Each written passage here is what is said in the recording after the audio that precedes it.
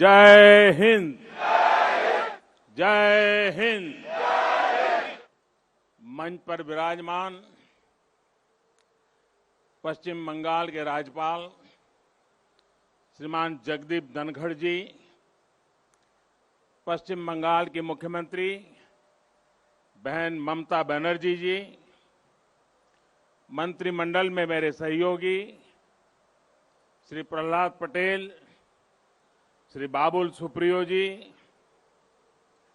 नेताजी सुभाष बोस के निकट संबंधीजन, भारत का गौरव बढ़ाने वाली आजाद हिंद फौज के जांबाज सदस्य, उनके परिजन, यहां उपस्थित कला और साहित्य जगत के दिग्गज और बंगाल की इस महान धरती के मेरे भाई और बहनों, आज कोलकाता में आना मेरे लिए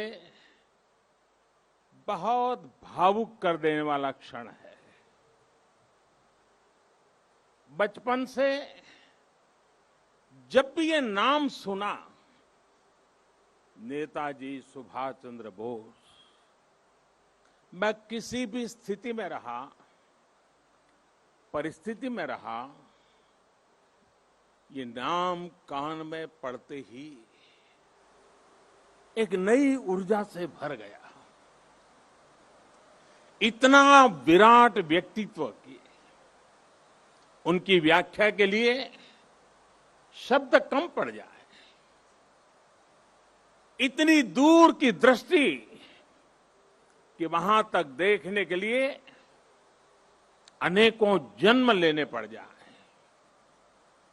विकट से विकट परिस्थिति में भी इतना हौसला, इतना साहस कि दुनिया की बड़ी से बड़ी चुनौती ठहर न पाए। मैं आज नेताजी सुभाष चंद्र बोस के चरणों में अपना शीश झुकाता हूं, उन्हें नमन करता हूं और नमन करता हूं उस मां को, प्रभा देवी जी को, जिन्होंने नेताजी को जन्म दिया। आज उस पवित्र दिन को 125 वर्ष हो रहे हैं। 125 वर्ष पहले आज के ही दिन मां भारती की गोद में उस वीर सपूत ने जन्म लिया था, जिसने आजाद भारत के सपने को नई दिशा दी थी। आज के ही दिन गुलामी के अंधेरे में वो चेतना फूटी थी, जिसने दुनिया की सबसे बड़ी सत्ता के सामने खड़े होकर कहा था, मैं तुमसे आजादी मांगूंगा नहीं, आजादी छीन लूंगा।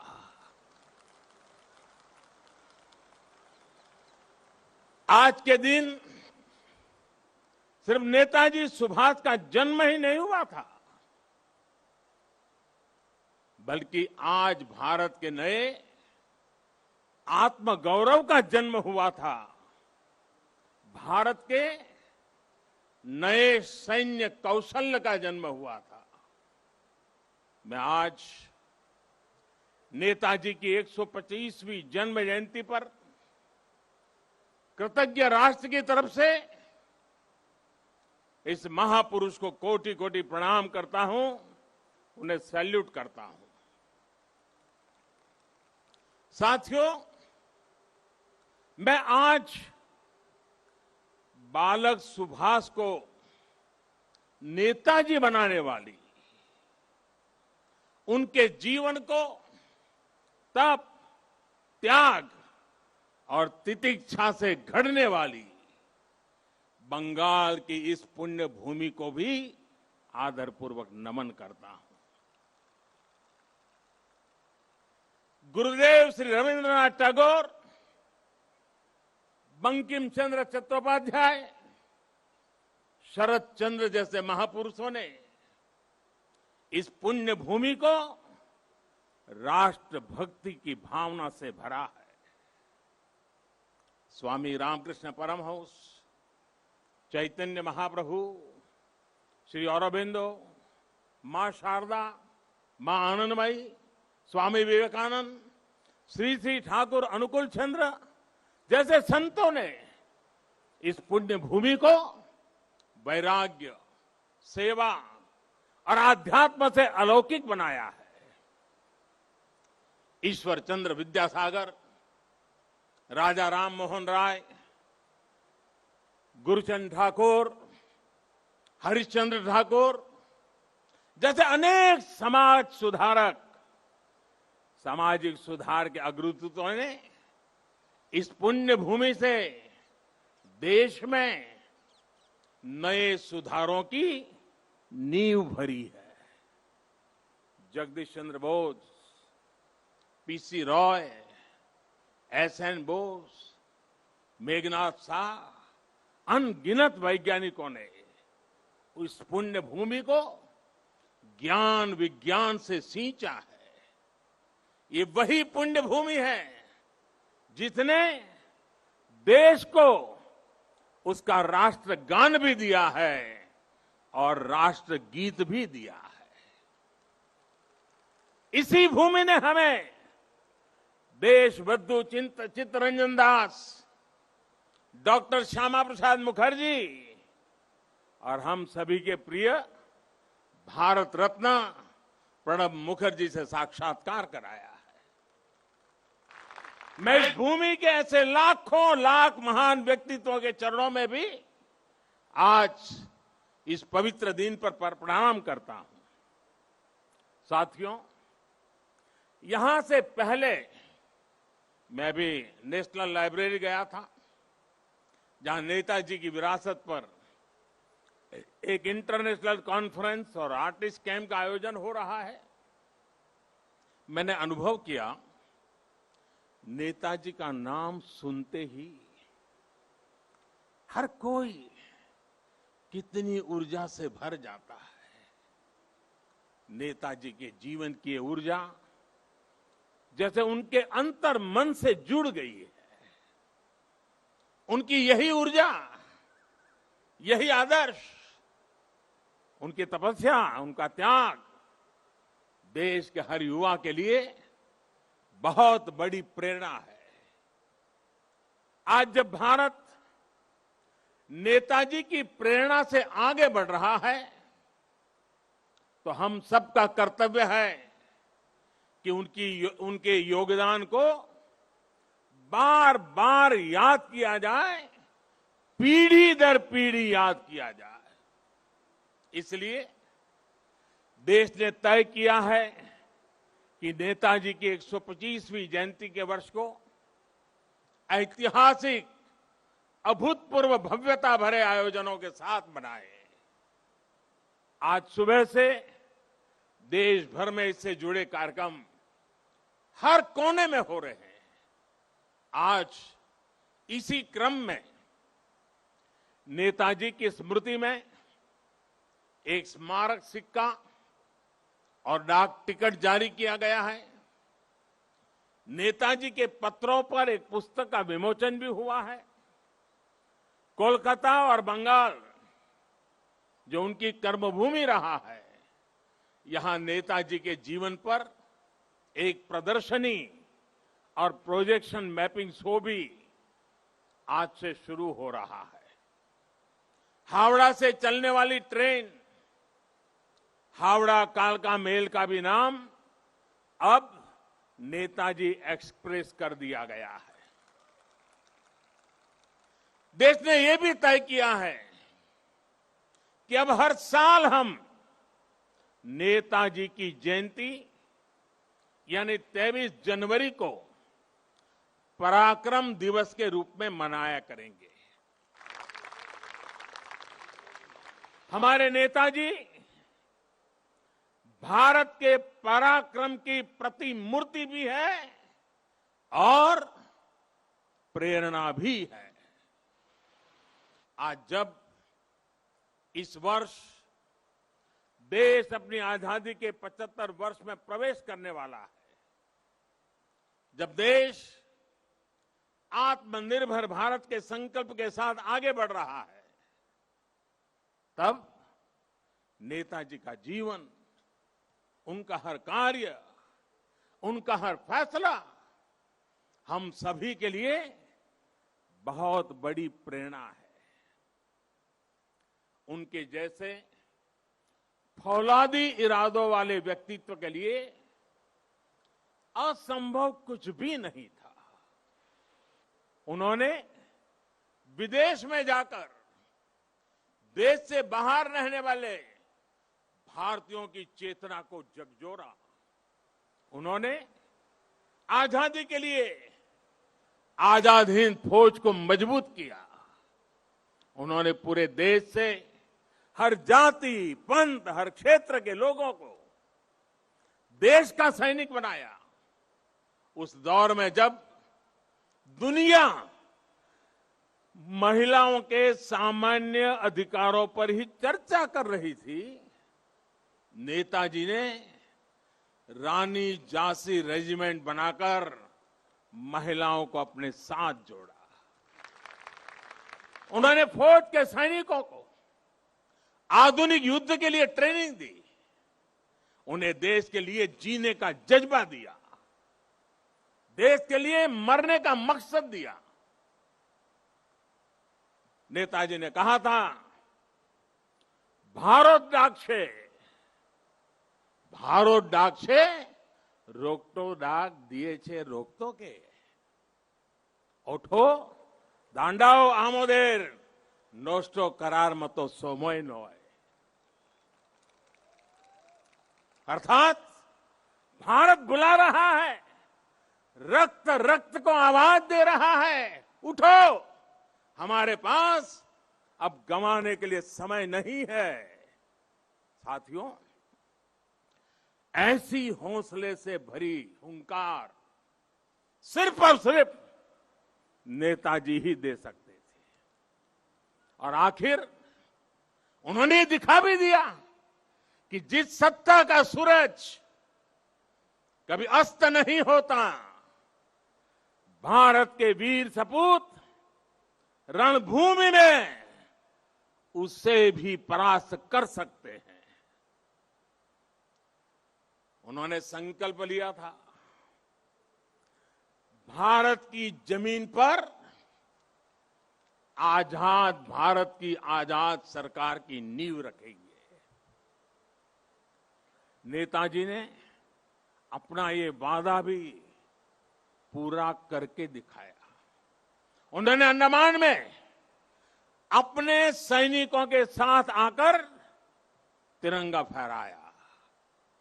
जिस जगह अंग्रेज देश के स्वतंत्रता सेनानियों को यातनाएं देते थे, काला पानी की सजा देते थे, उस जगह जाकर उन्होंने सेनानियों को अपनी श्रद्धांजलि दी थी। वो सरकार अखंड भारत की पहली आजाद सरकार थी। नेताजी अखंड भारत की आजाद हिंद सरकार के पहले मुखिया थे। और ये मेरा सौभाग्य है कि आजादी की उस पहली झलक को सुरक्षित रखने के लिए 2018 में हमने अंडमान के उस द्वीप का नाम नेताजी सुभाष चंद्र बोस द्वीप रखा। देश की भावना को समझते हुए नेताजी से जुड़ी फाइलें भी हमारी सरकार ने सार्वजनिक की। ये हमारी ही सरकार का सौभाग्य रहा जो 26 जनवरी की परेड के दौरान आईएनए वेटरन्स परेड में शामिल हुए थे। आज यहां इस कार्यक्रम में आजाद हिंद फौज में रहे देश के वीर बेटे और बेटी भी उपस्थित है। मैं आपको फिर से प्रणाम करता हूं और कब प्रणाम करते हुए कहीं कहूंगा कि देश सदा सर्वदा आपका कृतज्ञ रहेगा, कृतज्ञ है और हमेशा रहेगा। साथियों, 2018 में ही देश ने आजाद हिंद सरकार के 75 साल को भी उतने ही धूमधाम से मनाया था। देश ने उसी साल सुभाष चंद्र बोस आपदा प्रबंधन पुरस्कार भी शुरू किए। नेताजी ने दिल्ली दूर नहीं का नारा देकर लाल किले पर झंडा फहराने का जो सपना देखा था, उनका वो सपना देश ने लाल किले पर झंडा फहराकर पूरा किया। भाई और बहनों, जब आजाद हिंद फौज की कैप मैंने लाल किले पर झंडा फहराया था, उसे मैंने अपने सर पे लगाया था, उस वक्त मेरे मन मस्तिष्क में बहुत कुछ चल रहा था, बहुत से सवाल थे, बहुत सी बातें थी, एक अलग अनुभूति थी। मैं नेताजी के बारे में सोच रहा था, देशवासियों के बारे में सोच रहा था, वो किसके लिए जीवन भर इतना रिस्क उठाते रहे। जवाब यही है, हमारे और आपके लिए। वो कई दिनों तक आमरण अनशन किसके लिए करते रहे? आपके और हमारे लिए। वो महीनों तक किसके लिए जेल की कोठरी में सजा भुगतते रहे? आपके और हमारे लिए। कौन ऐसा होगा जिसके जीवन के पीछे इतनी बड़ी अंग्रेजी हुकूमत लगी हो, वो जान हथेली पर रखकर फरार हो जाए। हफ्तों तक वो काबुल की सड़कों पर अपना जीवन दांव पर लगाकर एक एम्बेसी से दूसरी से चक्कर काट लगाता रहे। किसके लिए? हमारे और आपके लिए। विश्व युद्ध के उस माहौल में देश के बीच पल पल बदलते देशों के बीच के रिश्ते, इसके बीच क्यों वो हर देश में जाकर भारत के लिए समर्थन मांग रहे थे, ताकि भारत आजाद हो सके, हम और आप आजाद भारत में साथ ले सके। हिंदुस्तान का एक एक व्यक्ति नेताजी सुभाष बाबू का ऋणी है। 130 करोड़ से ज्यादा भारतीयों के शरीर में बहती रक्त की एक एक बूंद नेताजी सुभाष की ऋणी है। ये ऋण हम कैसे चुकाएंगे? ये ऋण क्या हम कभी चुका भी पाएंगे? साथियों, जब नेताजी सुभाष यहां कोलकाता में अपने 38/2 एल्गिन रोड के घर में कैद थे, जब उन्होंने भारत से निकलने का इरादा कर लिया था, तो उन्होंने अपने भतीजे शिशिर को बुलाकर कहा था, अमार एकता काज कोरते पारबेगा, अमार एकता काज कोरते पारबे, क्या मेरा एक काम कर सकते हो? इसके बाद शिशिर जी ने वो किया जो भारत की आजादी की सबसे बड़ी वजहों में से एक बना। नेताजी ये देख रहे थे कि विश्व युद्ध के माहौल में अंग्रेजी हुकूमत को अगर बाहर से चोट पहुंचाई जाए तो उसे दर्द सबसे ज्यादा होगा। वो भविष्य देख रहे थे कि जैसे जैसे विश्व युद्ध बढ़ेगा, वैसे वैसे अंग्रेजों की ताकत कम पड़ती जाएगी। भारत पर उनकी पकड़ कम पड़ती जाएगी। ये था उनका विजन। इतनी दूर देख रहे थे वो। मैं कहीं पढ़ रहा था कि इसी समय उन्होंने अपनी भतीजी इला को दक्षिणेश्वर मंदिर भी भेजा था कि मां का आशीर्वाद ले आओ। वो देश से तुरंत बाहर निकलना चाहते थे। देश के बाहर जो भारत समर्थक शक्तियां हैं उन्हें एकजुट करना चाहते थे। इसलिए उन्होंने युवा शिशिर से कहा था, अमार एकता काज कोरते पारबे, क्या मेरा एक काम कर सकते हो।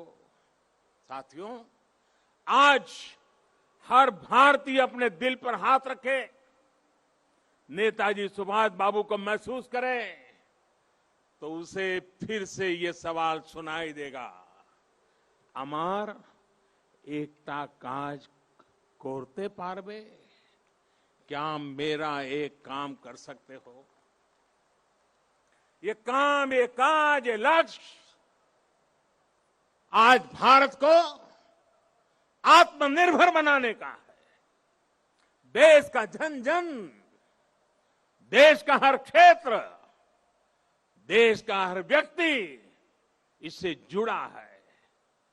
नेताजी ने कहा था, पुरुष अर्थो एवं उपकरण निजे राय विजय बा স্বাধীনতা আনতে পারে না। আমাদের অবশ্যই সেই উদ্দেশ্য সকিত থাকতে হবে যা আমাদের সাহসিক কাজ এবং वीर तपुरना शासने उद्बुद्ध करबे। यानी हमारे पास वो उद्देश्य और शक्ति होनी चाहिए जो हमें साहस और वीरतापूर्ण तरीके से शासन करने के लिए प्रेरित करे। आज हमारे पास उद्देश्य भी है, शक्ति भी है। आत्मनिर्भर भारत का हमारा लक्ष्य, हमारी आत्मशक्ति, हमारे आत्मसंकल्प से पूरा होगा। नेताजी ने कहा था, आज आमादेर केवल एक इच्छा थाका उचित, भारत इच्छुक जाते भारत बांटते पारे। यानी हमारी एक इच्छा होनी चाहिए कि हमारा भारत बच पाए, भारत आगे बढ़े। हमारा भी एक ही लक्ष्य है, अपना खून पसीना बहाकर देश के लिए जिए, अपने परिश्रम से, अपने इनोवेशन से देश को आत्मनिर्भर बनाए। नेताजी कहते थे, निजेर प्रोति सात होले सारे, बिक्सेर प्रोति केऊ असोद होते पारबे ना। अर्थात अगर आप खुद के लिए सच्चे हैं तो आप दुनिया के लिए गलत नहीं हो सकते। हमें दुनिया के लिए बेहतरीन क्वालिटी के प्रोडक्ट बनाने होंगे, कुछ भी कमतर नहीं, जीरो डिफेक्ट जीरो इफेक्ट वाले प्रोडक्ट। नेताजी ने हमें कहा था, स्वाधीन भारतेर स्वप्ने कोनो दिन आस्था हारियो ना, বিশ্বে এমন কোন শক্তি নেই যে ভারতকে पराधीनानंतर श्रृंखलाएं बेगे रखते समर्थ होवे। यानी आजाद भारत के सपने में कभी भरोसा मत खोइए। दुनिया में ऐसी कोई ताकत नहीं है जो भारत को बांध करके रख सके। वाकई दुनिया में ऐसी कोई ताकत नहीं है जो 130 करोड़ देशवासियों को, अपने भारत को आत्मनिर्भर भारत बनाने से रोक सके। साथियों, नेताजी सुभाष चंद्र बोस गरीबी को, अशिक्षा को, बीमारी को देश की सबसे बड़ी समस्याओं में गिनते थे। सुभाष बाबू कहते थे, आमादेर सबसे बड़ो जातीय समस्या होलो दारिद्र्य असी कखा रोग वैज्ञानिक उत्पादन। जे समस्यार समाधान होवे केवल मात्र सामाजिक भावना चिंता द्वारा।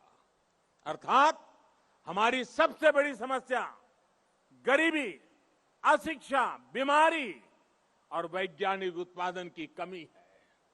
इन समस्याओं के समाधान के लिए समाज को मिलकर जुटना होगा, मिलकर प्रयास करना होगा। मुझे संतोष है कि आज देश पीड़ित, शोषित, वंचित को, अपने किसान को, देश की महिलाओं को सशक्त करने के लिए दिन रात एक कर रहा है। आज हर एक गरीब को मुफ्त इलाज की सुविधा के लिए स्वास्थ्य सुविधाएं मिल रही है। देश के किसानों को बीज से बाजार तक आधुनिक सुविधाएं दी जा रही हैं। खेती पर होने वाला उनका खर्च कम करने का प्रयास किया जा रहा है। हर एक युवा को आधुनिक और गुणवत्तापूर्ण शिक्षा मिले, इसके लिए देश के एजुकेशन इंफ्रास्ट्रक्चर को आधुनिक बनाया जा रहा है। बड़ी संख्या में देश भारत में एम्स, आईआईटीज और आईआईएम्स जैसे बड़े संस्थान खोले गए हैं। आज देश 21वीं सदी की जरूरतों के हिसाब से नई राष्ट्रीय शिक्षा नीति भी लागू कर रहा है। साथियों, मैं कई बार सोचता हूं कि आज देश में जो बदलाव हो रहे हैं, जो नया भारत आकार ले रहा है, उसे देख नेताजी को कितनी संतुष्टि मिलती है।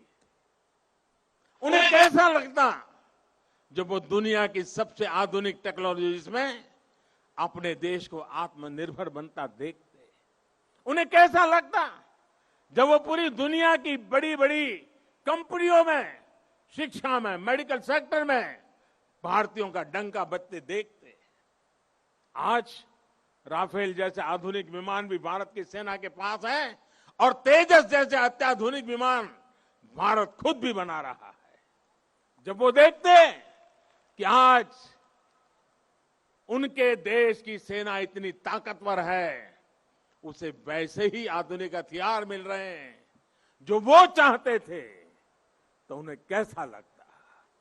आज अगर नेताजी ये देखते कि उनका भारत इतनी बड़ी महामारी से इतनी ताकत से लड़ा है, आज उनका भारत वैक्सीन जैसे आधुनिक वैज्ञानिक समाधान खुद तैयार कर रहा है, तो नेताजी क्या सोचते। जब वो देखते कि भारत वैक्सीन देकर दुनिया के दूसरे देशों की मदद भी कर रहा है, तो उन्हें कितना गर्व होता। नेताजी जिस स्वरूप में हमें देख रहे हैं, हमें आशीर्वाद दे रहे हैं, अपना स्नेह दे रहे हैं, जिस सशक्त भारत की उन्होंने कल्पना की थी, आज एलएसी से लेकर के एलओसी तक भारत का यही अवतार दुनिया देख रही है। जहां कहीं से भी भारत की संप्रभुता को चुनौती देने की कोशिश की गई, भारत आज मुंह तोड़ जवाब दे रहा है। साथियों, नेताजी के बारे में बोलने के लिए इतना कुछ है कि बात करते करते रातों की रातों बीत जाए। नेताजी जैसे महान व्यक्तित्वों के जीवन से हम सबको और खासकर युवाओं को बहुत कुछ सीखने को मिलता है। लेकिन एक और बात जो मुझे बहुत प्रभावित करती है, वो है अपने लक्ष्य के लिए अनवरत प्रयास। विश्व युद्ध के समय पर जब साथी देश पराजय का सामना कर चुके थे, सरेंडर कर रहे थे, तब नेताजी ने अपने सहयोगियों को जो बात कही थी, उसका भाव यही था कि दूसरे देशों ने सरेंडर किया होगा, हमने नहीं। अपने संकल्पों को सिद्धि तक ले जाने की उनकी क्षमता अद्वितीय थी। वो अपने साथ भगवत गीता रखते थे, उनसे प्रेरणा पाते थे। अगर वो किसी काम के लिए एक बार आश्वस्त हो जाते थे तो उसे पूरा करने के लिए किसी भी सीमा तक प्रयास करते थे। उन्होंने हमें ये बात सिखाई है कि अगर कोई विचार बहुत सरल नहीं है, साधारण नहीं है, अगर इसमें कठिनाइयां भी है, तो भी कुछ नया करने से डरना नहीं चाहिए। अगर आप किसी चीज में भरोसा करते हैं तो आपको उसे प्रारंभ करने का साहस दिखाना ही चाहिए। एक बार को ये लग सकता है कि आप धारा के विपरीत बह रहे हैं, लेकिन अगर आपका लक्ष्य पवित्र है तो इसमें भी हिचकना नहीं चाहिए। उन्होंने ये करके दिखाया कि आप अगर अपने दूरगामी लक्ष्यों के लिए समर्पित है तो सफलता आपको मिलनी ही मिलनी है। साथियों, नेताजी सुभाष आत्मनिर्भर भारत के सपने के साथ ही सोनार बांग्ला की भी सबसे बड़ी प्रेरणा है। जो भूमिका नेताजी ने देश की आजादी में निभाई थी, आज वही भूमिका पश्चिम बंगाल को आत्मनिर्भर भारत अभियान में निभानी है। आत्मनिर्भर भारत अभियान का नेतृत्व आत्मनिर्भर बंगाल और सोनार बांग्ला को भी करना है। बंगाल आगे आए, अपने गौरव को और बढ़ाए, देश के गौरव को और बढ़ाए। नेताजी की तरह ही हमें भी अपने संकल्पों की प्राप्ति तक अब रुकना नहीं है।